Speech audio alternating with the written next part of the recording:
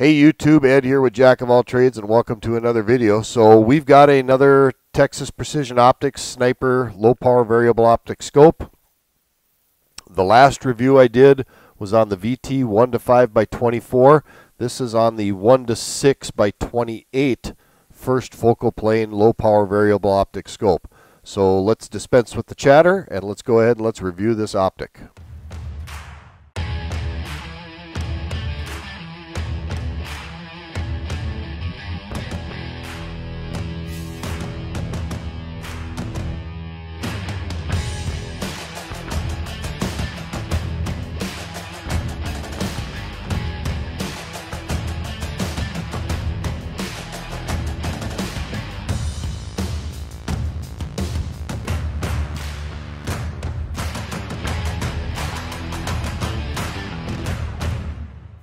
And welcome back. So let's go ahead and start reviewing the scope. But before I do, please, if you're liking this channel and you're liking what you're seeing here, please hit that like and subscribe button down below and make sure you ring that notification bell and hit me with some comments on this video. It doesn't cost you a nickel, but it surely does help the channel so that I can continue to bring you content like this. Enough of that. Let's get right into this scope. So you remember earlier I did a review on the VT1-5x24 variable optic scope, and I actually bought that scope on Amazon as a bit of a joke. I looked at the model and the brand of the scope, and I thought this is going to be kind of a funny one, so I'll just do this as a joke because Sniper just screams paintball or airsoft.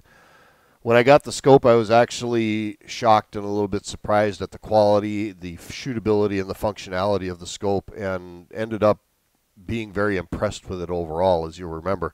And I'll put the link to that video down below in the description if you would like to go back and take a look at it. At the end of the day, I actually sent the video to the guys at Texas Precision Optics with an apology. They emailed me back, said, "Thank you very much. Would you be interested in reviewing another one?" And I said, "Absolutely." So they sent me this one. This is the VT1-6x28 first focal plane low power variable optic scope. And so we're going to put this on a rifle, and we're actually going to give it a run and see how it works. So let's talk about this scope. So again, this comes in a nice box. Once again, the flap here is magnetic, and they did a really nice job of packing this. Truth be told, I've already had it out. And you can see they do a really nice job of form-fitting the foam. Same set of instructions that I got with the last scope, and as like last time, the instructions are actually pretty good about telling you how to operate it and the functions of the scope. You get the scope in here. You do get a sun shield, which is a nice added bonus. They certainly wouldn't have to do this, but they do. They give us a really nice sun shield here for this scope. As per the usual, we get the token cleaning cloth with it, and we also get the wrenches that go with it. And as like the last time I got a scope from these guys, 2 batteries. So they send you replacement batteries, which is really, really nice. Most companies don't do that. And then you go into the scope itself. And there's the scope. Once again, you get the cantilever scope mount with it. And this scope is actually really nice. I'm really impressed with just the way it looks as far as fit and finish is concerned. And this thing is loaded with features that you would generally find in a high-end scope, especially one with a 35mm tube on it. So let's go ahead and get rid of this box and let's talk about it. Okay, let's talk about what you're getting with this scope. First off, the furniture. You're getting the scope covers, you're getting the sunshade. This scope actually comes with a throw lever, something that often doesn't come with most scopes. You actually usually have to buy the throw lever yourself. It is coming with the aircraft grade aluminum one-piece cantilever mount. The scope itself, it has a focusing eyepiece on it, which is really nice. It is a one-piece tube made out of aircraft grade aluminum, and it's just really solidly built. So let's talk about the turrets a little bit. You lift up on the turret just like the other scope that I got from them, and once again, the clicks are very, very positive. You can certainly feel them, and they are most definitely audible. And then just push the scope cap right back down again, and it locks into place. You remove that Allen screw from the middle once you've got it zeroed in, and you can go ahead and spin the scope cap so the marks line up with 0 and you have a return to 0 on it, which is really, really nice. Same with the windage knob. Clicks are very, very positive. They're very, very audible. The cap snaps back into place very easily. Everything works extremely well.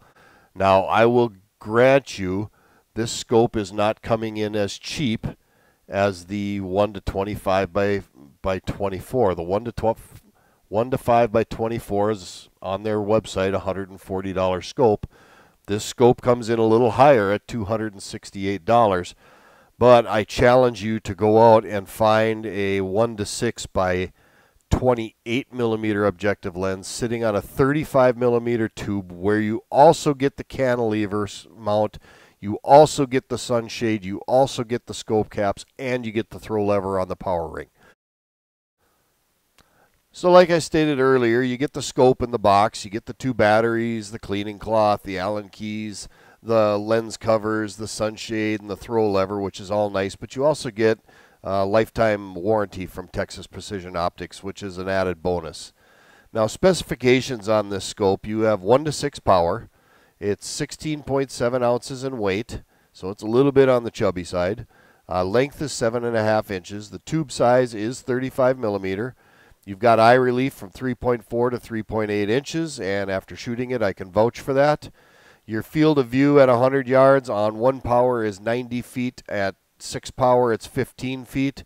Your turrets adjust at 1/2 MOA per click.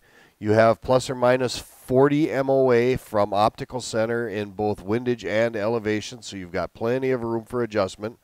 Fully multi-coated lenses. The scope is shockproof, fogproof, and waterproof. Okay, so now we're looking through the scope. I've got it propped up on a box and poked out the door of my shop here. But as you can see, it is first focal plane. As I adjust the power down, the reticle adjusts with it. Look at the clarity. The clarity of this scope is unbelievable for the price range that it's in. It's really good. And there I'm just giving you a little bit of a view of what the illuminated reticle looks like. That obviously is the green reticle. And then I'm going to go ahead and turn it up here. And then I'll put my hand in front of it again, and that's a little larger size. I apologize for the autofocus. The reticle is actually much clearer than that, but the autofocus on the camera is not playing well with the video. But you can get the idea of what the reticle looks like. Just most impressed with the clarity of the glass. It's super clear. You can very clearly read the letters on the side of the boat there. There's no haze. There's nothing gross about the picture. It just looks really, really nice. And there you have it, general specifications, what you get in the box. Overall quality right out of the box looks to be just every bit as good as the VT1 to 5 by 24 that I purchased earlier. So now all we really have to do is get this thing mounted to a rifle, get it to a range, and shoot it. And there you have it, it's mounted. Mounting was very, very easy. It requires a 10 millimeter wrench to mount it to the Picatinny and a 3 millimeter Allen key to tighten up the turret caps, or you can use the Allen wrenches that they provide you to do the same thing. But went on very, very easy, went on very, very slick. There was really nothing to it. Now let's just get this thing cased up. Let's go to the range and let's see how it shoots.